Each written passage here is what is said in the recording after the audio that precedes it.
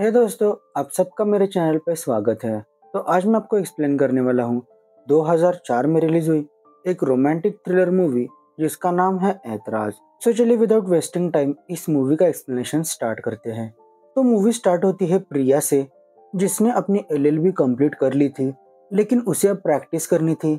लेकिन कहीं पे उसका सिलेक्शन ही नहीं हो रहा था, इसीलिए वो एडवर्टाइज में वैकेंसी ढूंढ रही थी। तभी उसे बैरिस्टर राम चोटरानी की वैकेंसी मिलती है। फिर वो जब उन्हें कॉल करती है तो वो उसे इंटरव्यू देने के लिए अपने घर बुला लेते हैं। इधर बैरिस्टर राम चोटरानी भी खुश थे, क्योंकि उन्हें एक यंग लेडी सेक्रेटरी की जरूरत थी और प्रिया आज इंटरव्यू देने के लिए उनके घर आने वाली थी।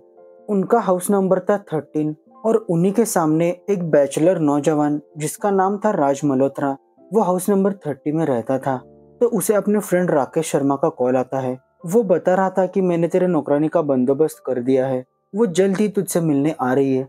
तो राज कुंवारा होने के कारण कोई कामवाली वहां पे टिकती नहीं थी, जिसके कारण राज परेशान था। फिर जब नौकरानी उनके सोसाइटी में एंटर होती है तो सारे रो हाउस थे। तो ये देख के वो कंफ्यूज हो जाती है, इसीलिए वो राकेश को कॉल करके घर का नंबर पूछ लेती है। तो वो उसे हाउस नंबर 30 बताता है, लेकिन वो जल्दी जल्दी में 13 सुन लेती है, जिसके कारण वो बैरिस्टर राम चोटरानी के घर पे चली जाती है।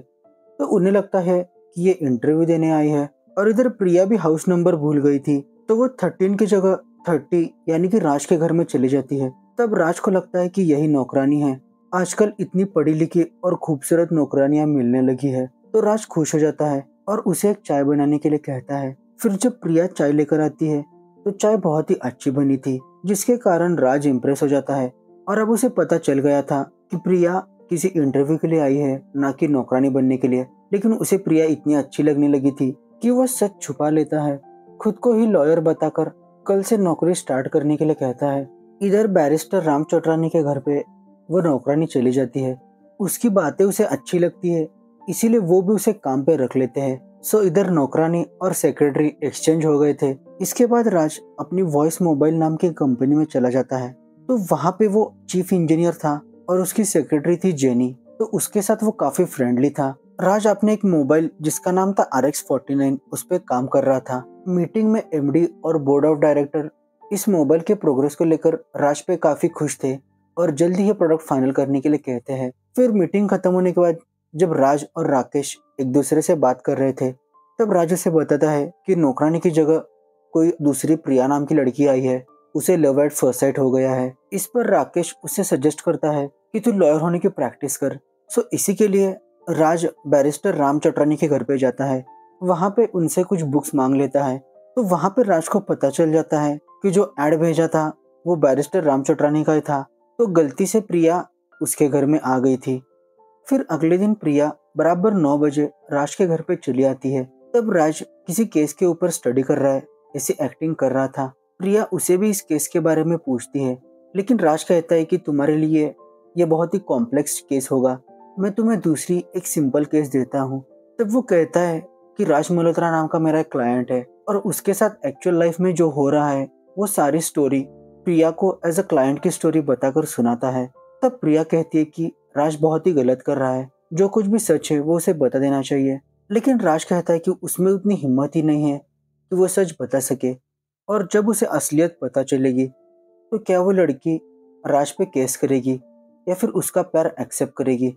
तो प्रिया राज से थोड़ा सा टाइम मांगती है ताकि वो इस केस की स्टडी करे, जिसके बाद राज कोर्ट का बहाना बनाकर अपनी कंपनी चला जाता है। तभी थोड़ी ही देर में बैरिस्टर राम चोटरानी अपनी बुक्स लेने राज के घर पे चले आते हैं। यहीं पे प्रिया को राज की सारी सच्चाई पता चलती है, लेकिन प्रिया राज पर गुस्सा न होते हुए खुद ही ब्लश करने लगी थी। तो प्रिया को भी अब राज पसंद था, इसीलिए राज के आने से पहले वो उसका सारा घर साफ करके उसके लिए डिनर भी रेडी करके रखती है। फिर राज जब घर पे आता है तो इतना साफ सुथरा घर देख के वो शॉक था। यहीं पे प्रिया भी अपना प्यार कन्फेस कर लेती है और यहाँ से उन दोनों की लव स्टोरी स्टार्ट हो जाती है और कुछ ही दिनों में उनकी शादी भी हो जाती है। शादी के तुरंत बाद प्रिया प्रेग्नेंट हो जाती है। तो इसी खुशी में राज एक बड़ा सा घर ले लेता है, लेकिन इसके लिए उसने अपनी सारी सेविंग्स और एक बड़ा सा कर्जा ले लिया था। तब प्रिया पूछती है कि इतना बड़ा घर लेने की क्या जरूरत थी। तो राज कहता है कि कुछ ही दिनों में मेरा प्रमोशन होने वाला है, जिसके बाद मेरा पेमेंट 4 गुना हो जाएगा, इसीलिए तुम्हारे लिए ये घर सरप्राइज है। फिर जब वॉइस मोबाइल को 5 इयर्स कंप्लीट होते हैं तो उसी दिन कंपनी में बड़ा सा प्रोग्राम ऑर्गेनाइज किया था, जहाँ पे कुछ लोगों को प्रमोशन और सैलरी हाइक्स मिलने वाली थी। तो उस कंपनी के मालिक रंजीत रॉय और उनकी वाइफ सोनिया रॉय आई थी। तो राज जब सोनिया रॉय को देखता है तो ऐसा लग रहा था कि वो दोनों एक दूसरे को जानते हैं। इधर प्रोग्राम में रंजीत रॉय सोनिया को कंपनी की एमडी बना देते हैं और इतनी यंग वाइफ देख के उनका सारा स्टाफ शॉक था। उन्हें लग रहा था कि उनकी बेटी या फिर पोती होगी। लास्ट में जब प्रमोशंस अनाउंस हो रहे थे तो राज को सीईओ की पोस्ट मिलने वाली थी, लेकिन वो पोस्ट उसके दोस्त राकेश शर्मा को मिलती है। तो राज को लग रहा था कि सोनिया उसके पास्ट का बदला ले रही है, लेकिन सोनिया सीईओ की जगह राज को बोर्ड ऑफ डायरेक्टर्स बना देती है। ये सुन के राज खुश था, क्योंकि उसने ये पोस्ट कभी एक्सपेक्ट ही नहीं की थी। तो सारा स्टाफ राज को कॉन्ग्रेचुलेट कर रहा था। फिर शाम में कंपनी की तरफ से बड़ी पार्टी ऑर्गेनाइज की गई थी, तो वहाँ पे सब लोग अपने फैमिली के साथ आए थे। तो राज अपनी वाइफ प्रिया के साथ जाता है। तो सोनिया जब प्रिया को देखती है तो बहुत जेलस फील करती है। फिर जब राकेश, राज और उसके कलीग्स आपस में बात कर रहे थे तो वो रंजीत रॉय की बहुत टांग खींच रहे थे। बुढ़ापे में बड़ी जवानी फूट रही है और इतनी हसीन सेक्सी लड़की पटाली। तो इस तरह से बॉयज टॉक्स चल रही थी। इसके बाद सब लोग ड्रिंक्स और डांस करते हैं। वहाँ पे प्रिया को सोनिया का बिहेवियर और एटीट्यूड थोड़ा सा अलग लगता है राज के लिए। तो घर वापस आने के बाद प्रिया राज से पूछती है कि सोनिया ने इतने बड़े आदमी के साथ शादी क्यों की है, लेकिन राज उसे इग्नोर करने के लिए कहता है। तब प्रिया कहती है कि वो कैसी भी हो, तुम बस अपने काम से काम रखो। यहीं पे राज अपना पास्ट इमेजिन करने लगता है और स्टोरी कुछ साल पीछे चली जाती है, जहाँ पे राज साउथ अफ्रीका के केपटाउन शहर में था। तो वहाँ पे उसकी मुलाकात सोनिया से हुई थी। तो सोनिया की कार की कीज खो गई थी, इसीलिए राज उसे घर तक लिफ्ट देता है। तब सोनिया बताती है कि वो मॉडल है और एमटीएन मोबाइल कंपनी के लिए इंटरव्यू देने वो जा रही है। फिर जब उसका फोटोशूट खत्म होता है तो उसे सिलेक्ट किया गया था और वहाँ का मार्केटिंग डायरेक्टर था राज, और उसी ने उसे सिलेक्ट किया था। तो ये देख के सोनिया बहुत खुश हो जाती है, जिसके बाद वो रात में पार्टी करने एक पब में चले जाते हैं और वहीं से उन दोनों की लव स्टोरी स्टार्ट होती है। उनकी लव लाइफ अच्छी चली रही होती है। तभी एक दिन जब राज और सोनिया एक पब में थे तो सोनिया अजय सिंह नाम के एक बंदे को देखती है जो एक ब्रांड एम्बेसडर के सर्च में था, इसीलिए उसे जानबूझकर सीड्यूस करती है ताकि उसका ध्यान उस पर पड़े। तो ये बात राज को अच्छी नहीं लगती, लेकिन सोनिया कहती है कि ये मेरे लिए सिर्फ एक काम है, मैं तो तुमसे ही प्यार करती हूँ। तभी अजय सिंह भी वहाँ पे आता है। वो सोनिया के साथ डांस भी करता है और साथ में अपने कंपनी के ब्रांड एम्बेसडर फेस के लिए अपॉइंट भी करता है। इसके बाद सोनिया का फोटोशूट का काम जोरों शोरों से चलने लगा। हर जगह मैगजीन में वही छाई हुई थी, लोग गंदे गंदे कमेंट्स पास कर रहे थे। तो ये बात राज को हजम नहीं होती, इसीलिए वो घर पे कॉल करके सोनिया के बारे में पूछता है। तो सोनिया हॉस्पिटल गई थी। फिर राज जब घर पे आता है तो सोनिया से पूछता है कि तुम हॉस्पिटल क्यों गई थी। तो सोनिया कहती है कि रेगुलर चेकअप था, मैं प्रेग्नेंट हूँ। तो ये सुनकर राज खुश हो जाता है, कहता है कि हम शादी करेंगे। लेकिन सोनिया कहती है कि मैं इसे अबॉर्ट करने वाली हूँ, क्योंकि मुझे अपनी लाइफ में बहुत कुछ करना है, इतनी जल्दी प्रेग्नेंट होके अपना करियर खत्म नहीं करना। तो इस बात को लेकर उन दोनों में बहुत बहस होती है और सोनिया राज को छोड़ के चली जाती है। तभी इधर प्रेजेंट में राज अब प्रिया के साथ था और प्रिया प्रेग्नेंट थी। तो जहाँ पे पास्ट खत्म हुआ था वहीं से प्रेजेंट स्टार्ट हुआ है। फिर अगले दिन प्रिया के मम्मी पापा उनके घर पे आए थे, क्योंकि आज शाम को उन्होंने एक पार्टी ऑर्गेनाइज की थी नए घर की खुशी में। तभी राज को राकेश का कॉल आता है और वो कहता है कि नए मोबाइल में थोड़े से फॉल्ट है, उन्हें डिटेक्ट करके हमें प्रोडक्शन रोकना होगा। इसीलिए राज सोनिया से मिलने ऑफिस चला जाता है। तब सोनिया एशिया के कुछ हेड्स के साथ मीटिंग कर रही थी। तो जब उसे पता चलता है कि राज उससे मिलना चाहता है तो वो मीटिंग वहीं पे छोड़ के वो राज का इंतजार करने लगी। फिर राज जब उसके केबिन में आता है तो उसके साथ बड़े ही सिडक्टिव अंदाज में उससे चिपक चिपक के बातें करने लगी। लेकिन राज भटकता नहीं है, वो अपने मॉडल RX-49 पे ही टिका हुआ था। तो इसीलिए सोनिया उस पर गुस्सा होकर उसे शाम में घर में मिलने के लिए कहती है। फिर शाम में जब राज सोनिया के घर पे जाता है तब रंजीत एक पार्टी में गया था और यहाँ पे राज मोबाइल के प्रॉब्लम्स के बारे में सोनिया को बता रहा था, लेकिन सोनिया को इसमें कोई इंटरेस्ट ही नहीं था, उसे बस राज के साथ फिजिकल होना था।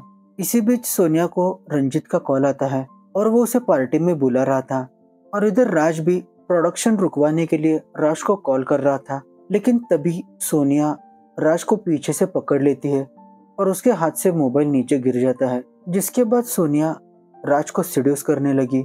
उसे कह रही थी कि तुम बराबर हो, मुझे सक्सेस तो मिल गया लेकिन मैं प्यासी और अकेली ही रह गई, तो यह अच्छा मौका है। लेकिन राज कह रहा था कि यह गलत है, पर सोनिया कहाँ मानने वाली थी। वो उसे जमीन पे गिरा के उसके साथ रोमांस करना स्टार्ट कर देती है। यहाँ पे राज भी बहक जाता है और वो भी उसके साथ रोमांस स्टार्ट कर देता है।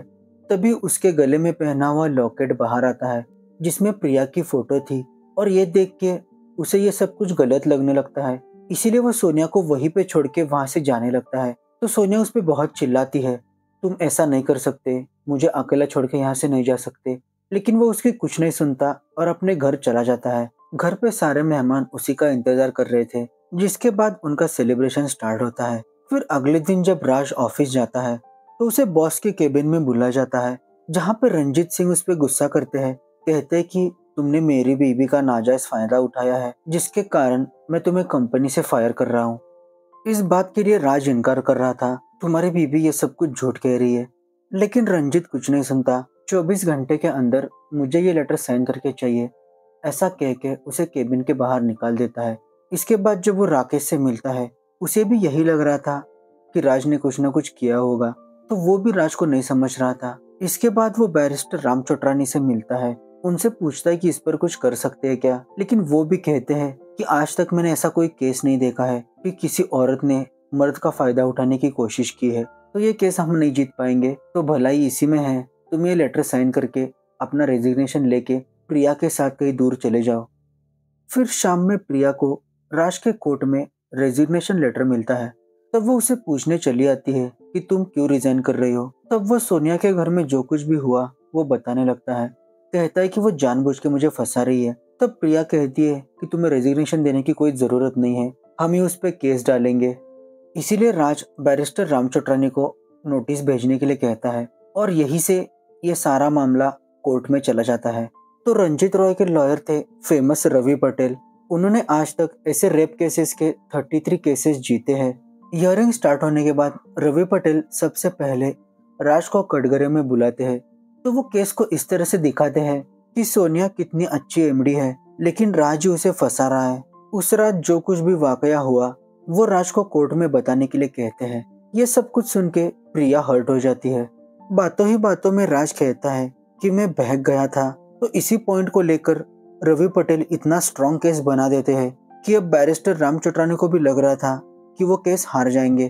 तो अदालत 7 दिनों की मोहलत मांगती है और 7 दिनों बाद ही जो कुछ भी रिजल्ट होगा वो सुनाएगी। फिर घर पर आने के बाद प्रिया को नाराज देखकर राज उसे अपना सारा पास्ट बता देता है कि किस तरह से सोनिया ने उसके साथ गलत किया था और अब वो उसका बदला ले रही है। तभी वहाँ पे HDFC बैंक के मैनेजर आते हैं जिन्होंने राज के घर का लोन किया था, और वो राज के दोस्त भी थे। तो वो बताते हैं कि मेरे आंसरिंग मशीन में तुम्हारी और सोनिया की वॉइस रिकॉर्डिंग है। तो राज जब राकेश को कॉल कर रहा था तो मोबाइल फॉल्ट के कारण वो कॉल बैंक मैनेजर को लगती है और वो कॉल कंटिन्यूअसली स्टार्ट ही रहती है, जिसके कारण वो सारी बातें वॉइसमेल में रिकॉर्ड हो जाती है। तो अब इस रिकॉर्डिंग के कारण राज का केस अब बहुत स्ट्रांग हो गया था। इस कैसेट में जो वॉइस है उसकी फॉरेंसिक जांच की जाती है और उसमें भी वो पास हो जाता है। फिर जब राम चोटरानी फॉरेंसिक लैब से बाहर आ रहे थे तो उन्हें एक कार से उड़ाया जाता है, जिसके बाद वो रिकॉर्डिंग वहां से चुराई जाती है और वो चुराने वाला और कोई नहीं बल्कि राम चोटरानी का ही पीए था, जिसे सोनिया रॉय ने पैसे देके खरीद लिया था। अब बैरिस्टर राम चोटरानी की तबीयत बहुत खराब थी, जिसके कारण वो केस नहीं लड़ सकते थे। इसीलिए ये केस प्रिया टेक ओवर कर लेती है। वो सोनिया की साउथ अफ्रीका की सारी हिस्ट्री निकाल लेती है, जहाँ पे वो प्रेग्नेंट थी, उसने अबॉर्शन किया था, और जितना हो सके उतना इन्फॉर्मेशन इकट्ठा करके हियरिंग वाले दिन कोर्ट में चली जाती है। और वहाँ पे सबसे पहले वो रंजीत रॉय को कटघरे में बुलाती है। तब हमें पता चलता है कि 50 साल की उम्र में उसने पहली शादी की थी और उसकी वाइफ वो सेटिस्फाई नहीं कर सकता इसलिए छोड़ के चली गई थी। दूसरी बीवी को भी रंजीत ने ही छोड़ दिया था और सोनिया उसकी थर्ड वाइफ थी। तो रंजीत सोनिया को सेटिस्फाई नहीं कर सकता था, ये पॉइंट प्रिया कोर्ट में साबित कर देती है। इसके बाद वो सोनिया को कटघरे में बुलाकर उसका साउथ अफ्रीका का सारा कच्चा चिट्टा निकाल लेती है। वहाँ पे सोनिया और राज का रिलेशन में आना, उसका अबॉर्शन, तो ये सब पॉइंट्स के कारण प्रिया प्रूव कर लेती है कि सोनिया को रंजीत से कोई फिजिकल सेटिस्फेक्शन नहीं मिला, इसीलिए वो राज के पास चली गई। और लास्ट में वो राकेश शर्मा को कटघरे में बुलाती है तो उनके मोबाइल में ऐसी कुछ सेटिंग थी कि वॉइस मेल में जो भी बातें हुई थी वो रिकॉर्ड हो जाती है। तो उस रात जब राज राकेश को कॉल कर रहा था तो वो सारी रिकॉर्डिंग वॉइस मेल में थी और वो रिकॉर्डिंग कोर्ट में पेश की जाती है, जिसके कारण सोनिया एक्सपोज हो जाती है। इसी के साथ राज ये केस जीत जाता है। उसे अब रिजाइन करने की भी कोई जरूरत नहीं थी, ऊपर से वो मानहानि का भी दावा कर सकता था। इधर रंजित भी सोनिया को छोड़ देता है। यह सब बदनामी का बोझ सोनिया सह नहीं पाती, जिसके कारण उसकी जान चली जाती है। और लास्ट में हम देखते हैं कि राज और प्रिया को एक बेटा हुआ है और इसी हैप्पी एंडिंग के साथ ये मूवी एंड हो जाती है। तो आपको यह ऐतराज मूवी कैसी लगी जरूर मुझे कमेंट सेक्शन में बताना, और अच्छी लगी होगी तो मेरे चैनल को जरूर सब्सक्राइब करना। Thanks for watching the video.